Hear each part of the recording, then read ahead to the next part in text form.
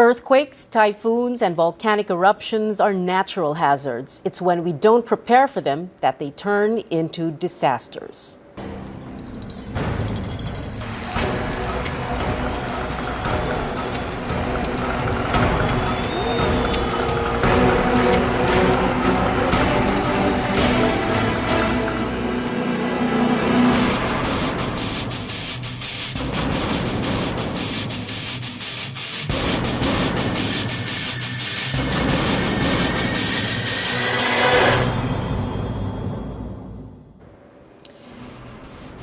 Good evening, this is News.PH, but it's not politics as usual. I'm Pia Ontiveros. In 2004, the Japan International Cooperation Agency, or JICA, funded a study that showed a magnitude 6.5 earthquake that would be generated by the West Valley Fault would cause 35,000 deaths here in Metro Manila. In October last year, the Australian government funded an updated study that looked at the damage and destruction that a 7.2 magnitude quake would bring upon the metropolis. This four-part report we are about to show you, we wrote, produced, and aired in October last year.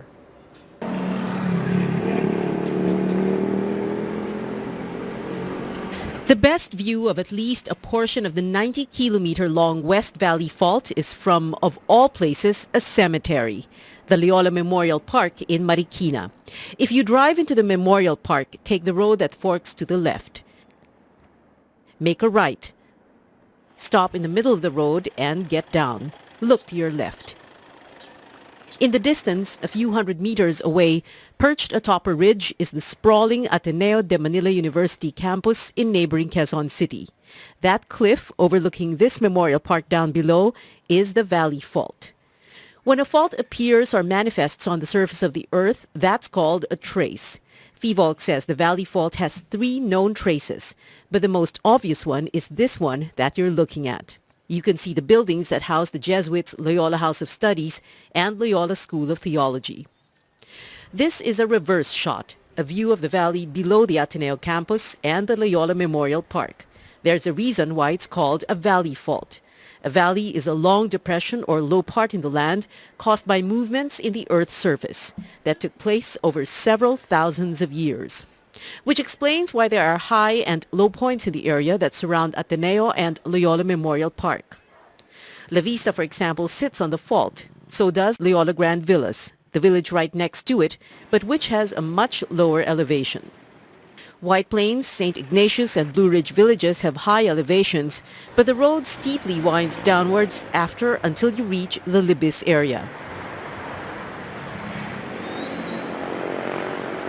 Katipunan Road in front of Ateneo has been bustling with commercial activity, but some of it has been frowned upon and has attracted much criticism. Tall buildings that now stand on what everyone knows is an earthquake fault. A fault that moves every 400 or so years, last moved in the mid-1600s and is due to move any time. In 2004, a Japan-funded study predicted that an earthquake with the intensity of 6.5 on the Richter scale could cause 35,000 deaths. In October last year, FIVOLC released an updated study that was sponsored this time by the Australian government.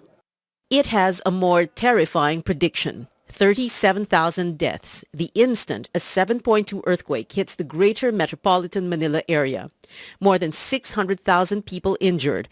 About a fourth of that number will have serious or very serious injuries. 300,000 square meters in floor area of buildings and residences with varying degrees of damage. Slight, moderate, extensive, complete, and collapsed. 500 fires raging all over the metropolis. A total chaos. An earthquake would be chaos, not to mention the succeeding aftershocks. So it all boils down to this question. Would we rather be in denial and unprepared, or paranoid and prepared? Government officials have warned that earthquakes are natural hazards. It's when we're not prepared that it turns into a disaster. The scenario for a disaster in Metro Manila if, or more correctly, when a 7.2 magnitude earthquake strikes is chilling. Exactly what will happen to Metro Manila if a 7.2 quake strikes? A total chaos.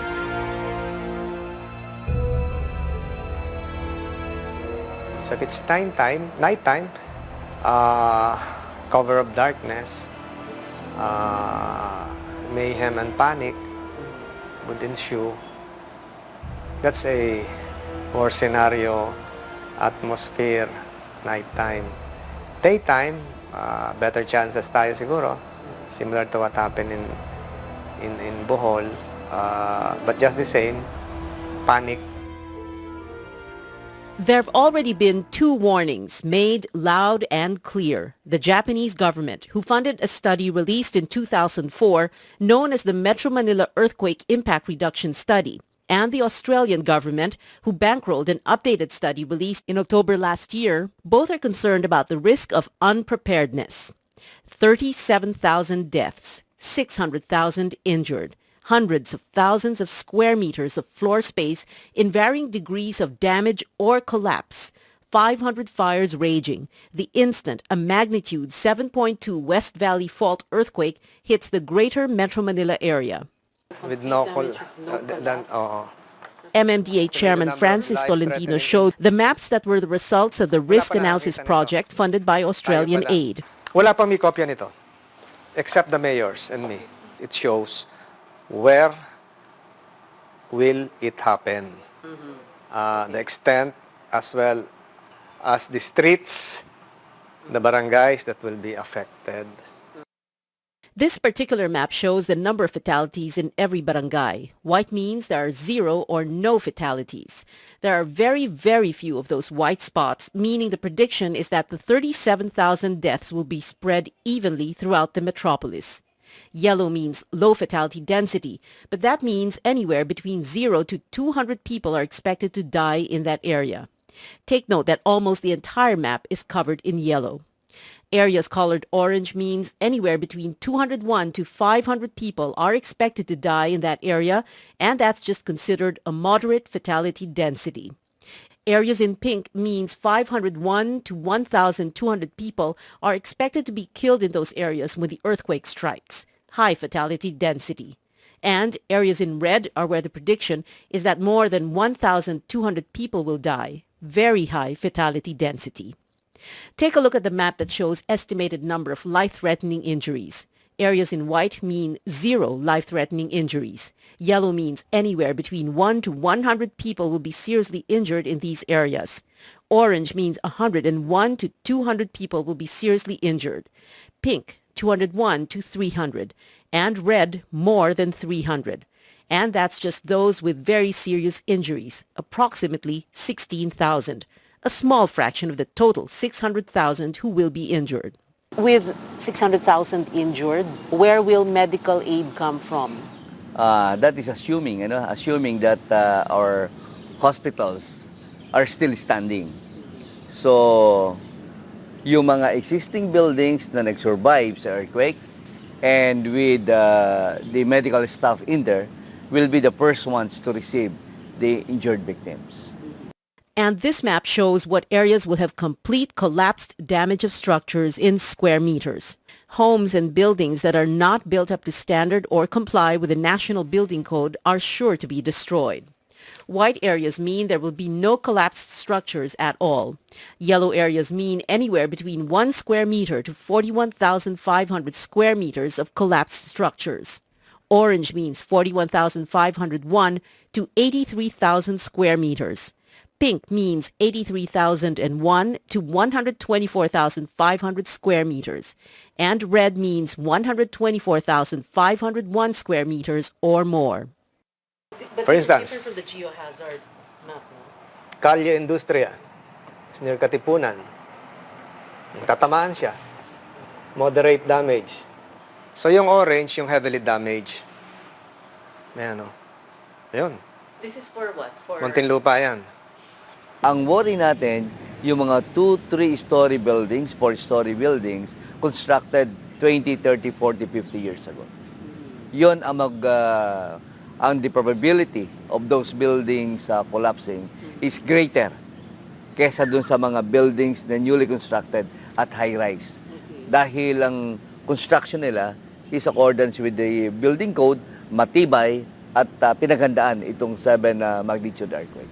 That's just damage to buildings and homes. Authorities are worried about the 500 fires that will break out all over the metropolis, 80 of them in Pasig City alone. Yung isang sunog nating malaki, hindi natin mapatay halimbawa sa Recto, sa Cubao. Paano yung 500? Di ba? Next to impossible. News.PH will be right back. Stay with us.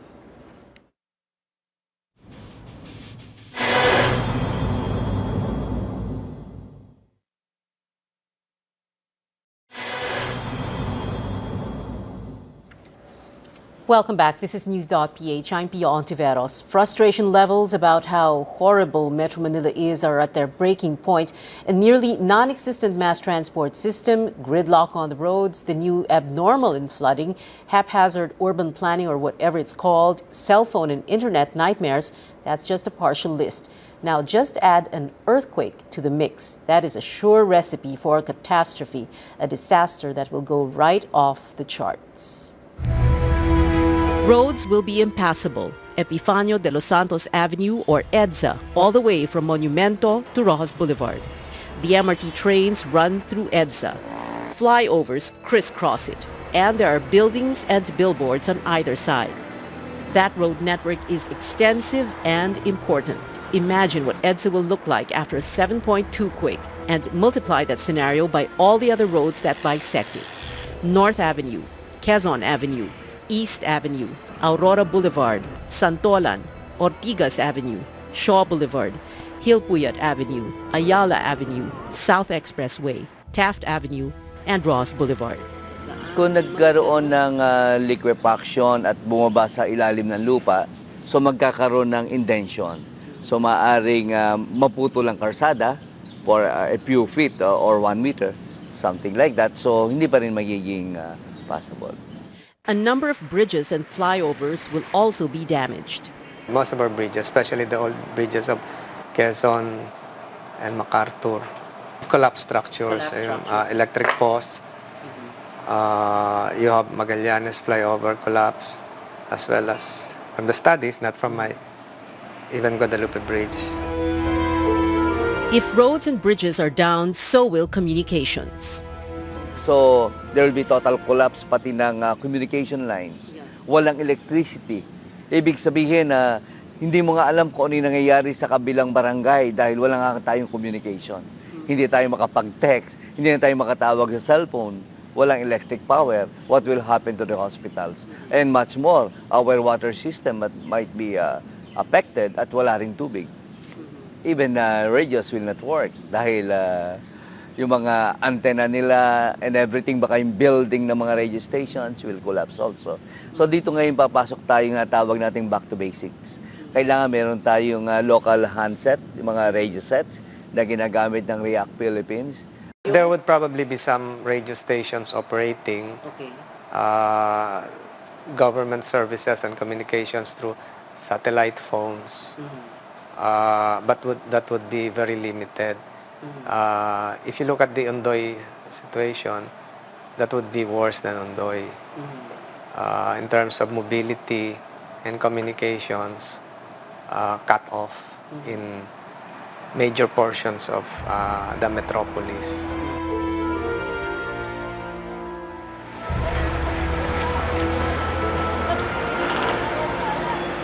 In the immediate aftermath of an earthquake, there is what rescue and relief officials call the golden hour. The first hour after the incident, that's the time when you can retrieve a lot of live bodies. So you miss that opportunity, you miss a lot. So the golden hour would be retained by our own responders here in Metro Manila. But there's a catch, because the most important thing to remember is that in a magnitude 7.2 quake in a densely populated, haphazardly planned metropolis like Metro Manila, almost everyone will be a victim. Natural hazards don't choose their victims. Among the dead or injured or affected could be the first responders, rescuers, disaster officials, and medical personnel themselves. And if they're not injured or affected, they may not be able to get to areas where they're needed since roads are impassable. In other words, because it's going to be, as one official puts it, catastrophic, don't expect rescue in the first 24 hours. Kailangan dito, self-help. Pagka ganun ka grabe ang situation, chaotic situation, self-help ang kailangan dito. So, ibig sabihin, may sarili ka ng paghahanda, may sarili ka ng kaalaman kung ano ang dapat mong gawin. Kasi at that time, sa first 24 hours, talagang magulo yan. And perhaps after a day or two, darating na yung mga tulong natin from other provinces. Which is why it's important that homes and offices have emergency supplies ready. Food, water, tents, flashlights, batteries, transistor radios, anything and everything that can last for at least 1 week. And an earthquake disaster drill so that everyone knows how to drop, hold, and cover, and when the shaking stops, to try and find their way out of the building. Which is why Metro Manila will have to rely on outside help, nearby provinces, regional neighbors, or even allies who will not hesitate to respond to a call for humanitarian assistance. We will need outside support. Yes, regional support. We will need regional support. Yes. Because there is no way that any country, can survive alone. We have existing agreements that other countries would help us, ASEAN nations, and even MMDA. We have agreements with Singapore and Jakarta to assist us. Tolentino doesn't relish the role of doomsayer. It's a difficult job to convince people to be ready. Wala pa tayong first-hand experience sa Metro Manila siguro, yung generation ngayon. Hanggat wala kang nararanasan, hindi nila iniintindi. Not knowing when an earthquake will strike doesn't lessen the chances of it happening. So because a magnitude 7.2 quake would be, as one official puts it, catastrophic for Metro Manila, preparedness is key. The Metro Manila Development Authority has a plan for a disaster scenario. It's called Oplan Metro Yakal. The moment a magnitude 7.2 West Valley Fault earthquake hits the greater Metro Manila area, Oplan Metro Yakal will be activated. Ito yung plan. The Metro Manila Development Authority crafted the plan in 2011 based on a 2004 Japan-funded study that said Metro Manila would be devastated in an earthquake. Now there's an updated study funded by the Australian government. It shows where will it happen, the extent as well as the streets, the barangays that will be affected. It's a worst-case, catastrophic scenario. 37,000 dead, 600,000 injured, 170,000 residential structures collapsed, 340,000 partially collapsed, government buildings, including hospitals, seriously damaged, 500 fires raging, 10 to 30-story buildings damaged. Newer and taller buildings could be spared. Roads, bridges, communications, water, electricity supply lines cut off. Difficulty in evacuation due to structural density. 2.5 trillion pesos in economic losses. The MMDA's Oplan Metro Yakal will be executed by Task Force Rainbow, to be headed by the chairman but supported by national government agencies. Because the damage is expected to be extensive, which may make access to areas difficult, Task Force Rainbow is divided into 4 sub-task forces, which effectively divides Metro Manila into 4 quadrants: North, East, West, and South, with their own color assignments. Sub-task force Rainbow North's color is red. North covers Malabon, Caloocan, Valenzuela, and Quezon City. Sub-task force Rainbow East's color is orange. East covers Marikina and Pasig. Sub-task force Rainbow West's color is green. West covers Navotas, Manila, Pasay, part of Parañaque, and Las Piñas. And Sub-task force Rainbow South's color is blue. South covers Las Piñas, Muntinlupa, part of Parañaque, Makati, Mandaluyong, San Juan, Taguig, and Pateros.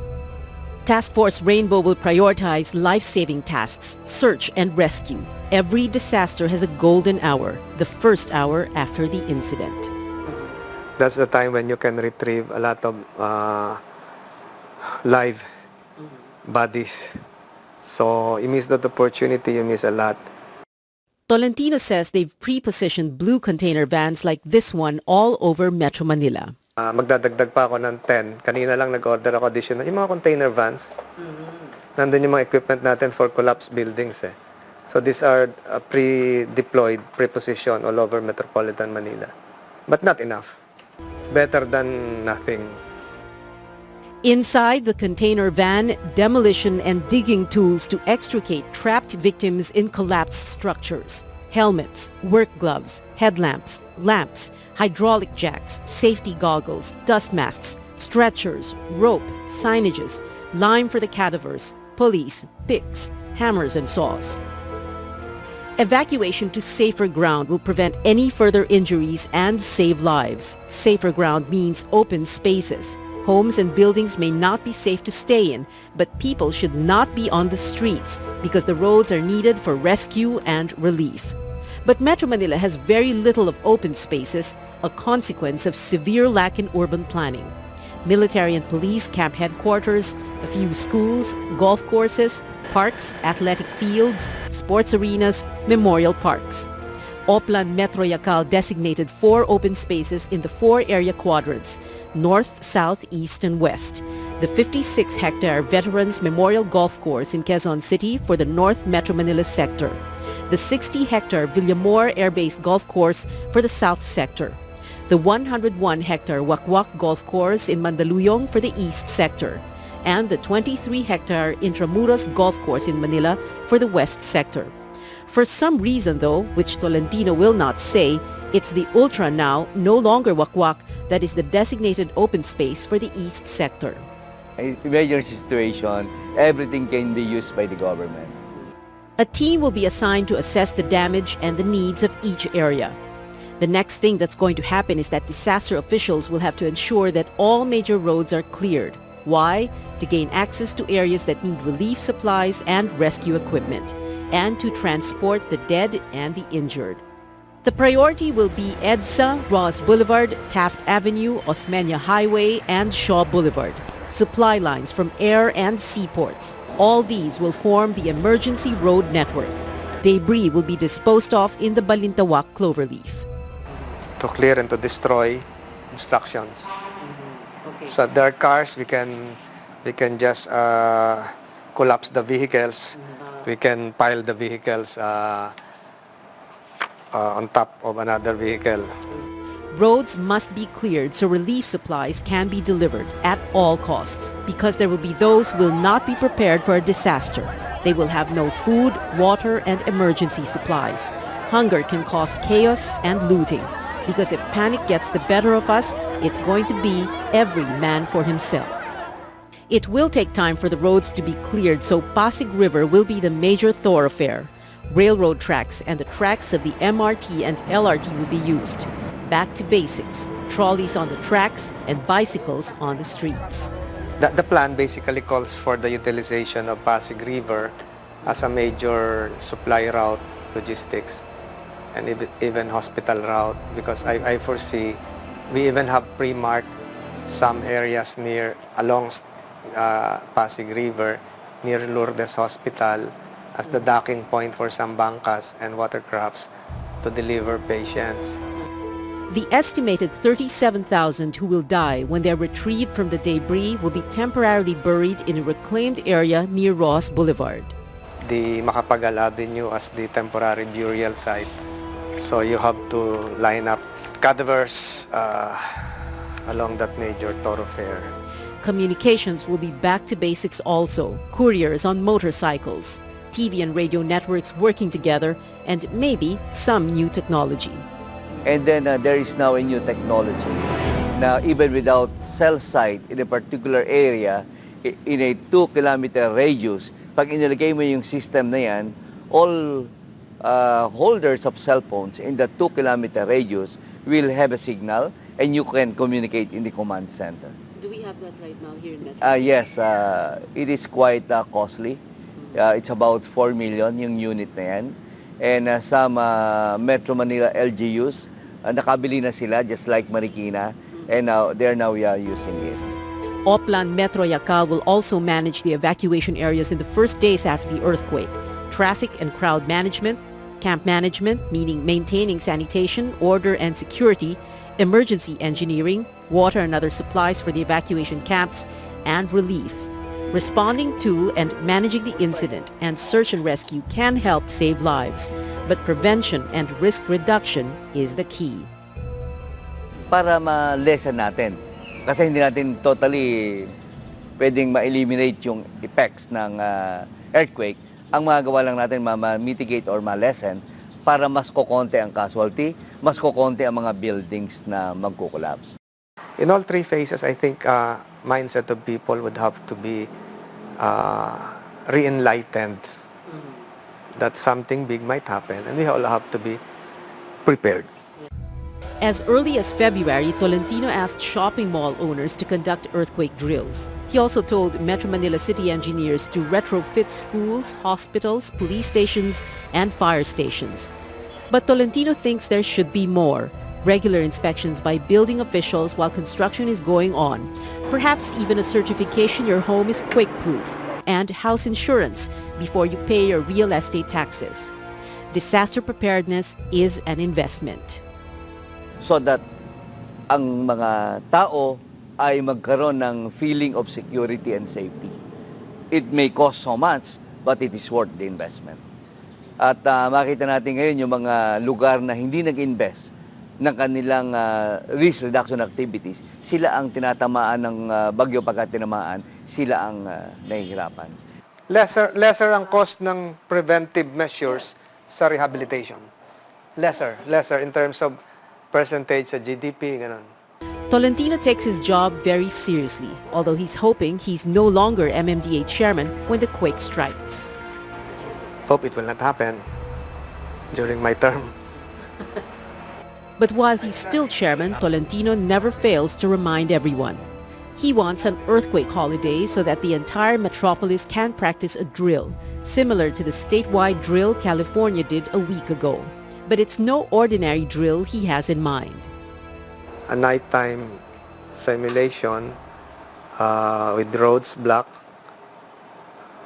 electricity cut off, communications cut off would probably be a real nightmare scenario. We should see earthquakes as natural hazards, which means that only if we don't prepare for them, that's when they become disasters.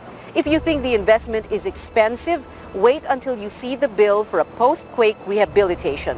We may not eliminate death and destruction, but if we're smart, we can reduce the predicted 37,000 dead and 600,000 injured.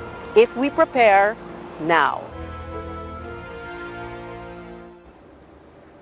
When we come back, FIVOX Director Renato Solidum will join us. News.PH will be right back. Stay with us.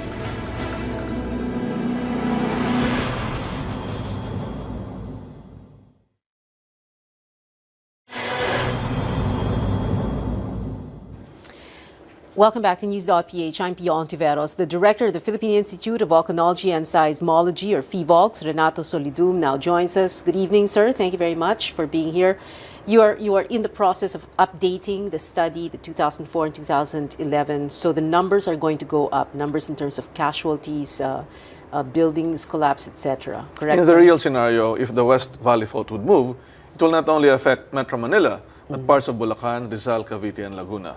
So what we're trying to do now is add on to the scenarios that we have built for Metro Manila and 7 towns of Rizal by including our estimates of casualties and impacts on Bulacan, Rizal, Cavite, and Laguna. Okay, so the estimate of 37,000 deaths, that's for Metro Manila alone. Metro Manila alone and 7 towns of Rizal. All right. So plus Metro Manila, plus 7 towns of Rizal, plus Bulacan, we need to Rizal, have some Laguna. estimates for Bulacan, the rest of Rizal, Cavite, and Laguna. Can you give us an idea what the numbers may be like? Well, at least you need to add 10,000 for the death. Okay. Of course, when you know we talk about numbers now like, as if they're just numbers, but these are going but these to be are real casualties, estimates, no? casualties, and what we have done for Metro Manila, we're using the same methodology for the rest of the provinces around Metro Manila. Okay. So we are talking about the West Valley Fault, which just recently moved, but it was a small earthquake, yes, right? September 29.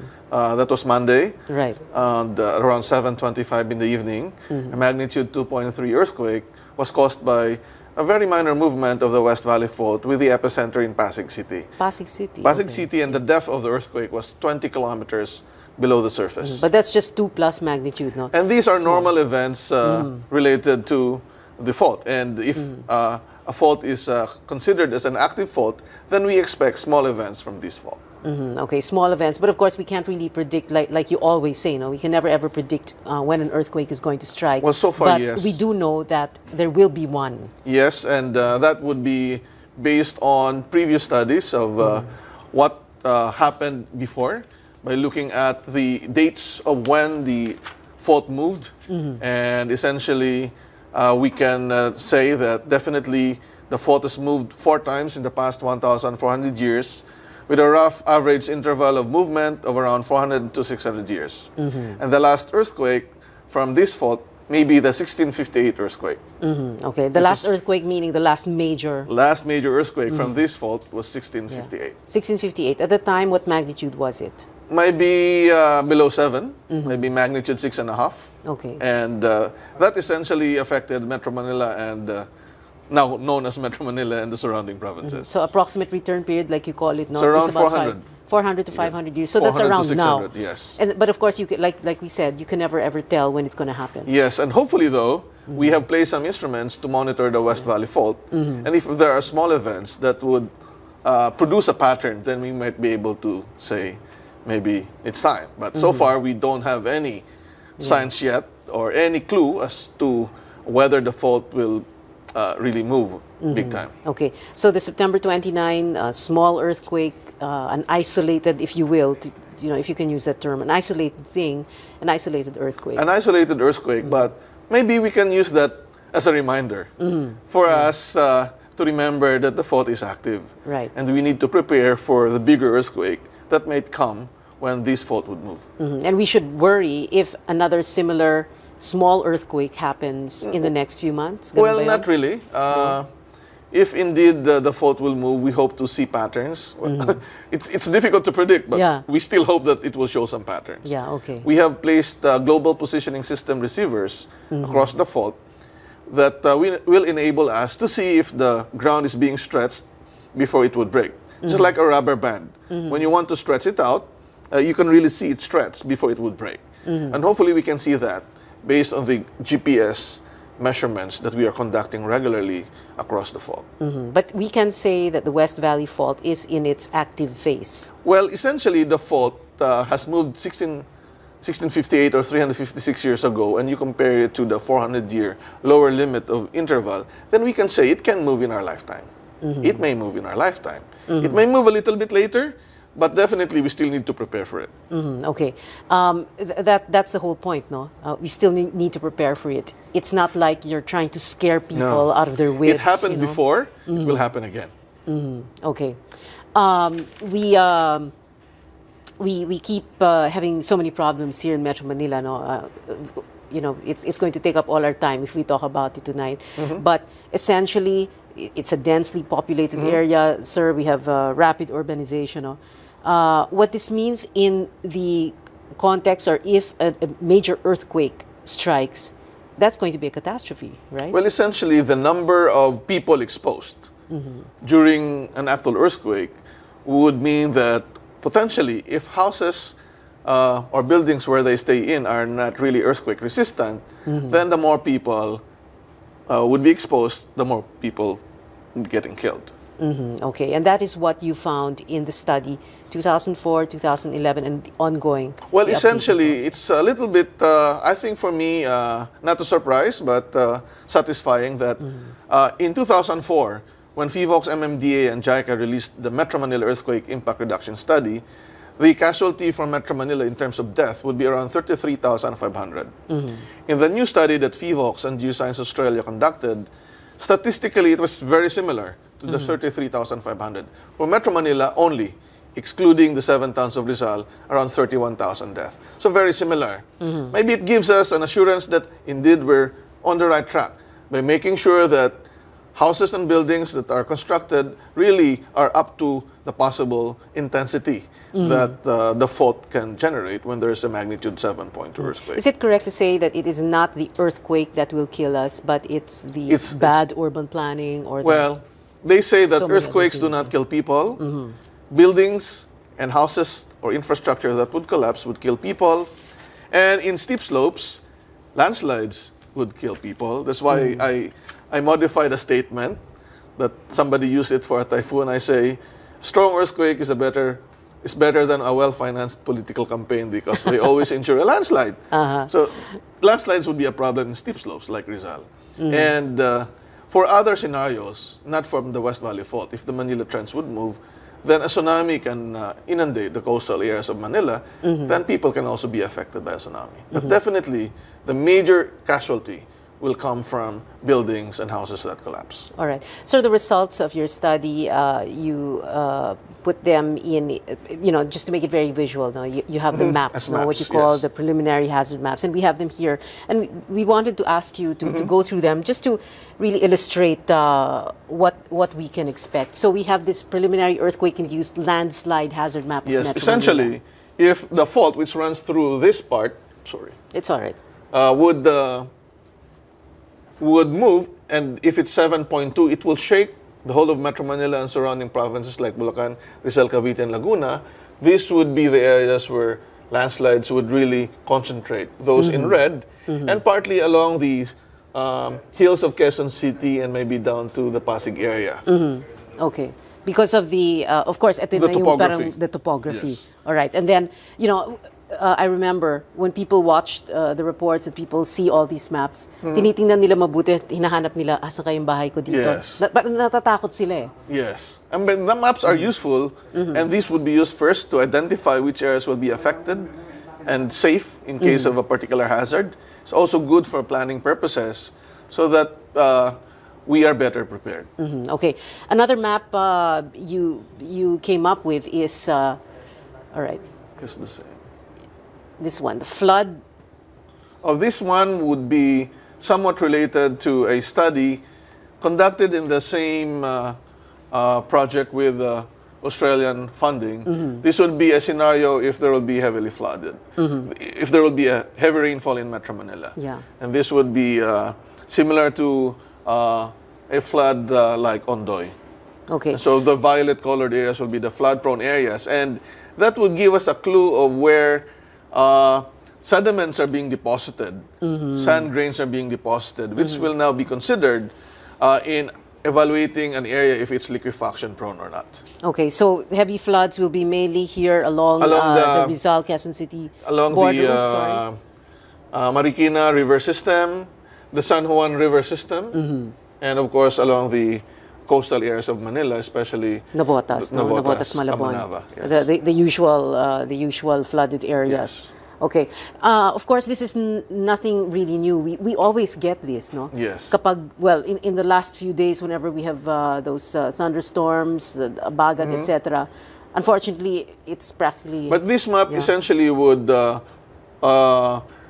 tell us the flood related to river systems. In Metro Manila streets, that's not shown here. Yeah. Those are urban type flooding, flooding. That would essentially reflect... Urban legend. That would essentially reflect the lesser state capacity of of drainage. Yes. The state not of our really drainage systems, yes. the thing represented in this map. Yeah, okay. So if we were to have a map that would show urban flooding... That would be different. That would you be have to really different. focus Yeah, on the we'd have streets. another. Yes. We'd have another kind of a map. Okay, Yes. but basically, this is what's going to happen, and it's a problem. No, it becomes It's a problem. And we also have to consider that if ever there's a large earthquake, it's not impossible for heavy rains to occur right after the earthquake. And so responding to a big event and there's a flooding that will happen will be more catastrophic than just an earthquake impact. Can we talk about this preliminary hazard map, sir? It says ground rupture hazard map. Because ground rupture, that's one of the... Where the fault would break the ground. Okay, minsan yung may biyak talaga. Yeah, and well, after the fault movement, features will be displaced. And one thing that we use this for is for people to identify if their place is near or on top of the fault, or if they're buying a piece of land, then they need to avoid building directly on top of it. Yeah. This is like a small-scale map But FIVOX will release a 1:5,000 scale map where you can actually see the streets. And these are actually posted in our website. Okay. So it's very detailed. Yeah, all right. But for purposes, just for tonight, the West Valley The Fault West Valley is... Fault transects, for Metro Manila alone, cities of Quezon, Marikina, Pasig, parts of Makati, Taguig, and Muntinlupa. This area. Yes, this area. But on. it would actually run up north towards Bulacan through some towns of Rizal and down south through some towns of Laguna and Cavite. And it will end up somewhere in Calamba, in the mountainous areas of Calamba. And a 7.2 magnitude quake would cause severe damage on roads. There would be many ground ruptures. Many ground ruptures across the fault, but if we compare the hazard related to the ground rupture and ground shaking and liquefaction, those two major hazards, the ground shaking and liquefaction, will cause more damage. Okay, let's go to the next. Oops, sorry about that. There's an earthquake right now in the studio. Here, let's go back to the ground. Let's go to the ground shaking. This map looks well really scary because red for intensity. This map would just show you how intense the shaking of the ground will be in the different areas. The effects to the buildings or houses, the ground shaking will matter, but it will also be influenced by how the house or buildings were constructed. But essentially, if you're in the red zone, this will be high intensity 8, and the pink zone muna. Intensity 7 kasi yung pink. Intensity 7 yung pink, no? Okay. Yung purple. Purple is intensity 7 yung pink, intensity 8 yung purple, and yung red is high intensity 8. Okay. Now, at either the purple or red zone, when you say intensity 8, during the shaking, because a magnitude 7 will cause shaking for many seconds, you will not be able to stand. That's how you feel the earthquake. Okay. Intensity 8. For some of us, we remember the July 1990 earthquake. I was in Malacanang at that point, so I felt the earthquake. That was intensity 6 only. That was just intensity 6. Because you can still stand. Yeah. But in the real intensity 8 shaking, you cannot stand. Okay. Even if you try to stand, you cannot stand. Can we say now what kind of is the movement going to be up and down or sideways? Can we say now what it's going to be like? During an earthquake event, there are several types of shaking. The primary shaking would be two: the vertical up and down, and the second is horizontal. Essentially, this would come from below. And the horizontal will have later variations of like parang dinidribble, and then parang hinahalukay, parang iniikot. If you're near the epicenter, and if the West Valley Fault will move, and if we're here in Metro Manila, we should feel the vertical motion first, and then horizontal. If we just feel the horizontal, the West Valley Fault has not moved yet. Okay. Clue for all of us here in Metro Manila, if I'm not able to speak anymore about the earthquake, and if you felt it as vertical, then that's it. The fault has moved. The West Valley Fault has moved. We'll take a short break. Director Renato Solidum of FIVOX is with us. Please stay with us. We'll be right back.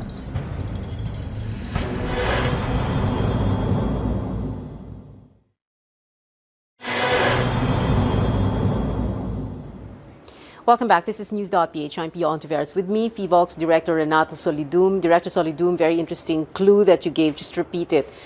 If the movement of an earthquake is vertical, the first motion is vertical, and a few seconds later would be horizontal, you're near the epicenter. That is the West Valley Fault. If we're here in Metro Manila. If we are here in Metro Manila. But if we just feel the horizontal motion, the epicenter is a little bit away from Metro Manila. Like Mindoro or other parts of Luzon. Okay. Is it going to be, will the movements be different if you are on ground level, on the ground, or in like the 30th floor of some high-rise condominium? It's the same. You will feel the vertical motion first and then horizontal. But if you're at the upper floor, you will see that the building will actually shake more than the ground floor if you're near the top. Okay, so if the movement is sideways, you can say, thank you, Lord. It's not that. It's not that. But if the movement is up and down, and then horizontal, then Lord help us. Ganun ang prayer natin by then. Okay, let's go back, sir, to the preliminary hazard map. So this one, we were just talking about this, the ground shaking. Let's look at the liquefaction. Just during the break, you were saying that this was important. This is very important. Liquefaction is a process where sandy layers with a lot of water would behave like quicksand. Behaves like a liquid. And the red areas there are those with high potential for liquefaction during a magnitude 7.2 earthquake. And essentially, this is where fissuring of the roads can happen during the shaking. That would mean that if the roads are fissured, no one can pass through it after they bulldozed it, after DPWH or the local government has paved the road, then you can pass. It's important for us to really identify major roads and streets that need to be maintained immediately after the earthquake so that rescuers, relief can pass through. Of course, with the roads blocked, nothing can get through, and it's going to worsen things, right? And essentially, these red zones are areas which are usually flooded because the flood waters will bring in the sand grains. Now, those colored in white would be areas that are free from liquefaction. So essentially, the central part of Metro Manila. Okay, so that's for the liquefaction. Let's look at the next map: rain-induced landslides. Oh, this would essentially happen during heavy rains. Not really related to earthquake. Okay. But what it would show would be even those areas which are not so steep, but when you soak it in water, then landslides can happen. So there are, in terms of coverage, there are areas that are not prone to earthquake-induced landslide, but can be prone to rain-induced landslide. Okay. So a big part of the eastern side of Metro Manila. Okay, since we're zooming in, of course, there are the red areas, high landslide susceptibility, purple areas, moderate, and yellow, low landslide susceptibility. Yes. All right, then let's go to the next map. Storm surge. Oh, okay. Of course, this is a term familiar to us after Yolanda and Haiyan. This is again related to strong winds pushing the water towards Manila Bay. And this would show you the areas in Metro Manila and surrounding provinces like Bulacan that can be affected by high waves during the passage of a tropical cyclone. But of course, dapat yung red, ito yung pinakamataas dapat. Ano? But pero wala masyado because we're looking at purple. Ang legend kasi dito, mayroong subdivision yan from 1 to 4 meters.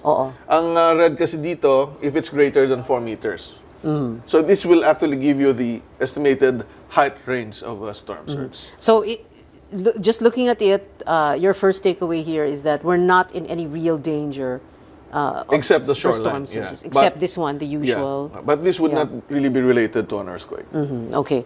And the other map, then tsunami? That would be related to an earthquake. This is earthquake. And Kapag West Valley Fault ang gumalaw, this is not related to the West Valley Fault. Kasi pag nasa lupa yung earthquake, walang tsunami. This would be more or less related to the movement of the Manila Trench, offshore of Mindoro and Bataan. And if the magnitude is 8.3, then after more than an hour, the tsunami will enter the political Metro Manila, the western side of Metro Manila, and create either a 3.5-meter wave if the sea level is the normal height. But if it's high tide, you add around 2 meters, it will be 5.5 meters, roughly 2 floors. And this might inundate the areas from the coast 3 kilometers inland. Okay. In this executive summary, sir, of the 2004 study, there's a portion here, section 2.6, where you talk about urban vulnerability against earthquake damage. It's most intriguing because there are certain areas that are identified for example, Navotas Bay area, Manila Northport area for flammability and evacuation difficulty. So we have all these scenarios in mind, depending on different areas, different scenarios. And in the actual report, we have also emphasized the need for relief purposes, the need for one port, either in the South Harbor or North Harbor, to be earthquake resistant. Because these are all liquefaction prone. If you can see, this is the South Harbor and North Harbor, this portion. And if indeed this would be liquefaction prone, then the piers might also be affected. We have to make sure that at least one pier will be earthquake resistant so that ships can still dock. So right now, are they earthquake resistant? Well, they have to check. If, they have to check. Who has to check? DPWH? Or the Philippine Ports Authority, which is under DOTC. Okay, so they should check kung earthquake resistant ang ports natin. Kahit isa lang. Well, preferably yung dalawa. Pero siguro dapat i-decongest na muna nila. Well, that's a different problem. But at least one pier is earthquake resistant. Okay, so that's for the tsunami hazard map. there are many other points that are brought up here in the study, sir. You did all this with by using different methods. You used LiDAR also. No, correct? No, not LiDAR. Not LiDAR. Oh. LiDAR was used in the new study for flood. We tried to okay. use LiDAR for fault identification, but it's not very good. We still prefer the actual aerial photo coverage, which is a better way of interpreting the presence of an active fault. But LiDARs are used for modeling for flood and also for tsunami. Okay. Again, sir, earlier I was asking, if we, when we talk about this, people say, are you trying to scare people? Are you trying to create panic, etc.? Is that is that the reaction that you get sometimes when you talk? I just about came this? from a talk among life insurers, and before the talk, one person told me that he was really afraid.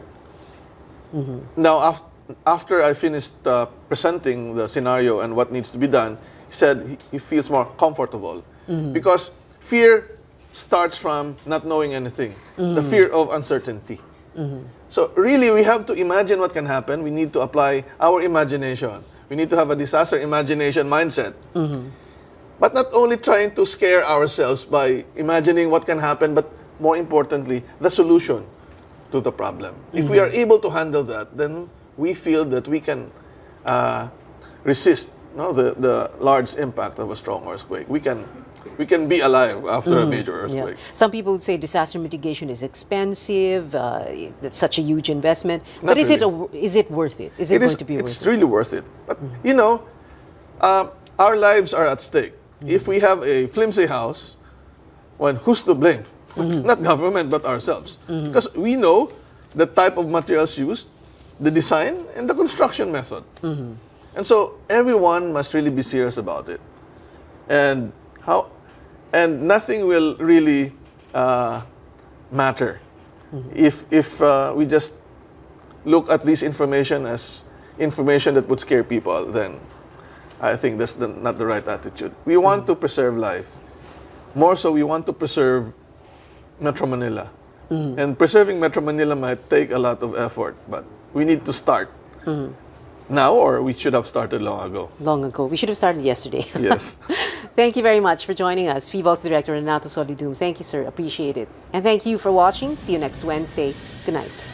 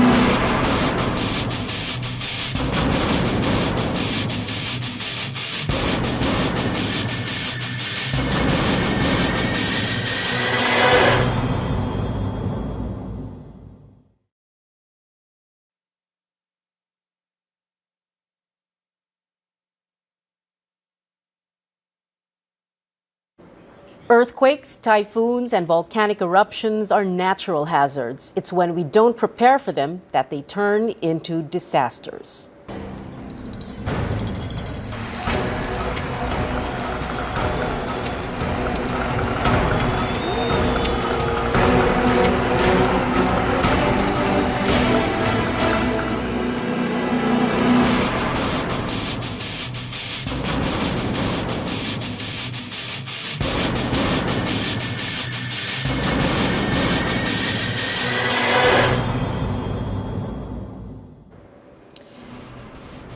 Good evening, this is News.PH, but it's not politics as usual. I'm Pia Ontiveros. In 2004, the Japan International Cooperation Agency, or JICA, funded a study that showed a magnitude 6.5 earthquake that would be generated by the West Valley Fault would cause 35,000 deaths here in Metro Manila. In October last year, the Australian government funded an updated study that looked at the damage and destruction that a 7.2 magnitude quake would bring upon the metropolis. This four-part report we are about to show you, we wrote, produced, and aired in October last year.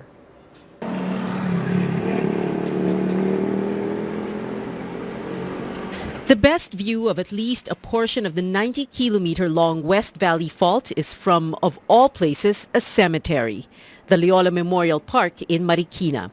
If you drive into the Memorial Park, take the road that forks to the left. Make a right. Stop in the middle of the road and get down. Look to your left. In the distance, a few hundred meters away, perched a very high fatality density. Take a look at the map that shows estimated number of life-threatening injuries. Areas in white mean 0 life-threatening injuries. Yellow means anywhere between 1 to 100 people will be seriously injured in these areas. Orange means 101 to 200 people will be seriously injured. Pink, 201 to 300. And red, more than 300. And that's just those with very serious injuries, approximately 16,000. A small fraction of the total 600,000 who will be injured. With 600,000 injured, where will medical aid come from? That is assuming that our hospitals are still standing. So, yung mga existing buildings na nag-survive sa earthquake and with the medical staff in there will be the first ones to receive the injured victims. And this map shows what areas will have complete collapsed damage of structures in square meters. Homes and buildings that are not built up to standard or comply with the National Building Code are sure to be destroyed. White areas mean there will be no collapsed structures at all. Yellow areas mean anywhere between 1 square meter to 41,500 square meters of collapsed structures. Orange means 41,501 to 83,000 square meters. Pink means 83,001 to 124,500 square meters. And red means 124,501 square meters or more. But For instance, different from the geohazard map, no? Kalye Industria, is near Katipunan. Tatamaan siya. Moderate damage. So yung orange, yung heavily damaged. More terrifying prediction. 37,000 deaths the instant a 7.2 earthquake hits the greater metropolitan Manila area. More than 600,000 people injured. About a fourth of that number will have serious or very serious injuries. 300,000 square meters in floor area of buildings and residences with varying degrees of damage. Slight, moderate, extensive, complete, and collapsed. 500 fires raging all over the metropolis. A total chaos. An earthquake would be chaos, not to mention the succeeding aftershocks. So it all boils down to this question. Would we rather be in denial and unprepared, or paranoid and prepared? Government officials have warned that earthquakes are natural hazards.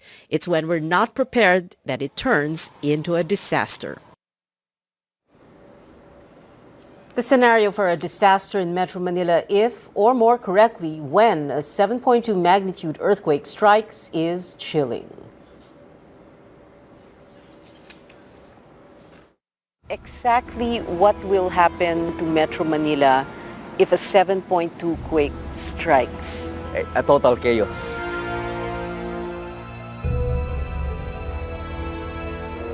So if it's nighttime, cover of darkness,